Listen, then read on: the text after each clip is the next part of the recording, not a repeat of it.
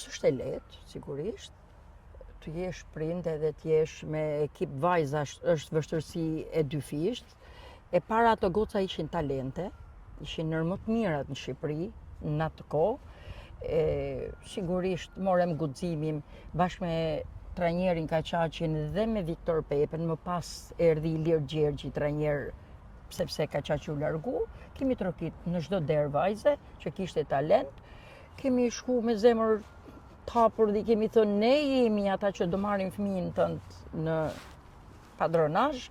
Vajza ka talent, do të ishte vështirë që ti ta lejoje, po është më e lehtë që vajza talentin ta shprehë në fushën e futbollit.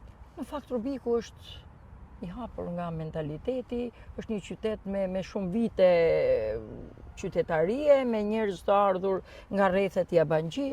Vajzat ishin komode, ishin talentuara, ishin vajza qytetit, s'kisha arsye pse të mos i lejoni.